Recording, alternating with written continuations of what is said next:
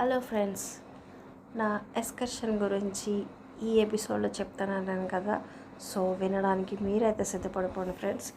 So మొత్తానికైతే నేను మా ఇంట్లో మా ఫ్రెండ్ సహాయంతో మా నాన్నగారితో అయితే ఒప్పించుకున్నాను. అలాగే మా ఫ్రెండ్ కూడా నా సహాయంతో తను కూడా వాళ్ళ ఇంట్లో వాళ్ళ పేరెంట్స్ తోటి ఒప్పందం చేసుకున్నాం. మొత్తానికైతే ఇద్దరం కూడా మనీ పే చేయడానికైతే పేరెంట్స్ దగ్గర నుంచి డబ్బులు తీసుకున్నాం. స్కూల్కి వెళ్ళాం.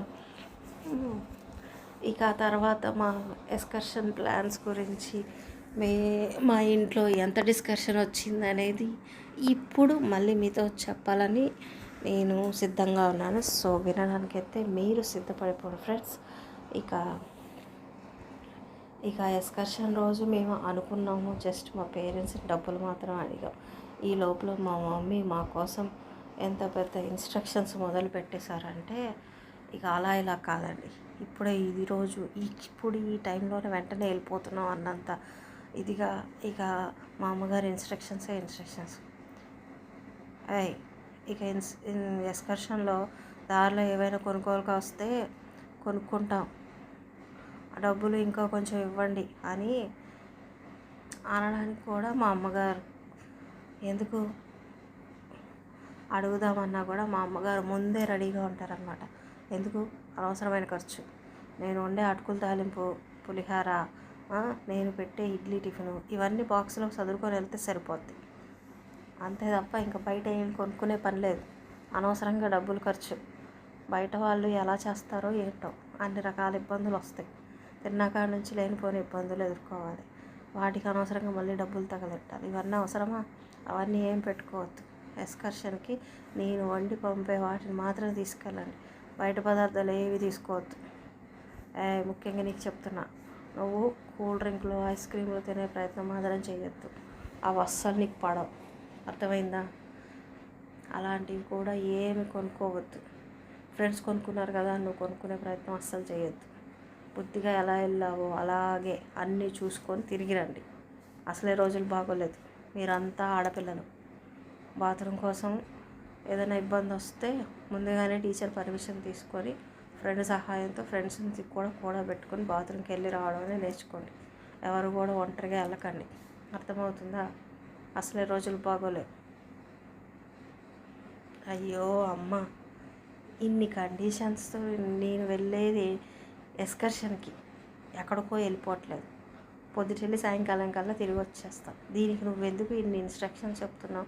చెప్పదు తల్లి, నీకు నమస్కారం అని చెప్పేసి నేను మా అమ్మవారి మీద అంటున్నాను.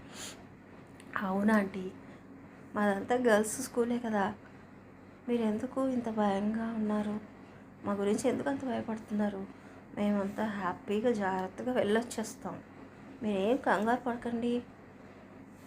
ఇక మరుసటి రోజు సరదాగా స్కూల్కి వెళ్ళేసి ఇక ఫ్రెండ్స్ అందరితోటి నేను ఇలాగైతే చెప్పేసుకున్నాను అనమాట. ఈసారి నేను కూడా ఎక్స్కర్షన్కి వస్తున్నాను, ఈసారి నన్ను జాయిన్ చేసుకోండి, నేను వస్తున్నాను అని చెప్పి గబగబా క్లాస్ టీచర్కి అయితే వెళ్ళి నా పేరు పైగా మొదట్లో రాయించుకున్నాను.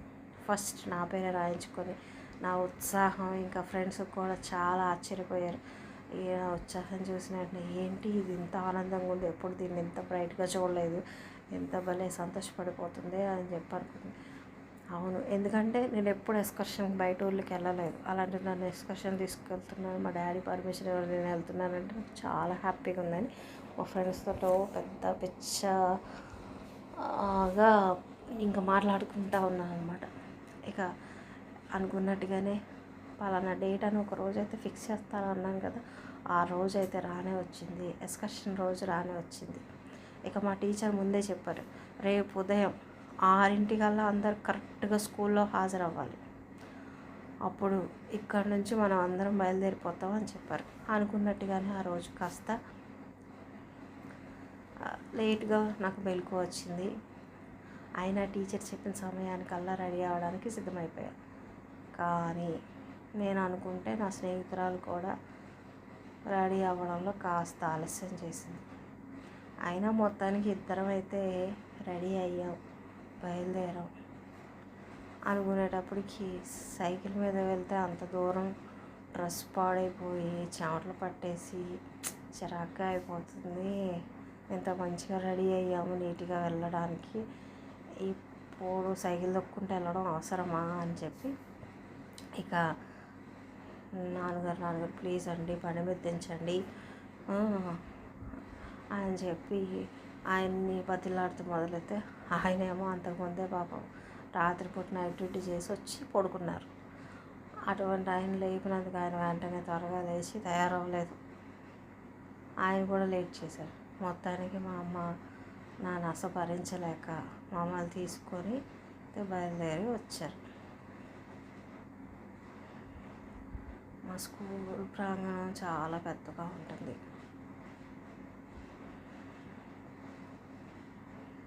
మా అమ్మ మా నస భరించలేక ముందు వెళ్ళి వీళ్ళని తీసుకెళ్ళి దించేయండి అని చెప్పడం చేస్తే ఇంకా ఆఖరికి అందులోనూ మా స్కూల్ ప్రాంగణం చాలా పెద్దగా ఉంటుంది. మా స్కూల్ మెయిన్ గేట్ దగ్గర బస్సు ఏమో రెడీగా ఉంది.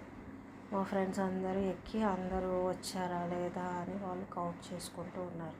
ఇదంతా మేము మా స్కూలు స్టార్ట్ అయ్యే సందులో ఉన్న ఒక ప్రహరీ గోడ దగ్గర నుంచి బస్సు ఉందా లేదా అని కంగారుగా చూస్తూ ఉన్నాం.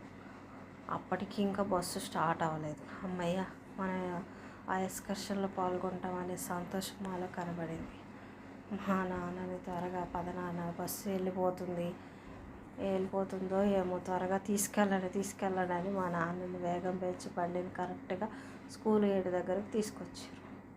కానీ మా బండికి ఆ బస్సుకి సరిగ్గా ఒక 5 నిమిషాల తేడాతో మాకన్నా ముందుకు బస్సు బయలుదేరి వెళ్ళిపోయింది.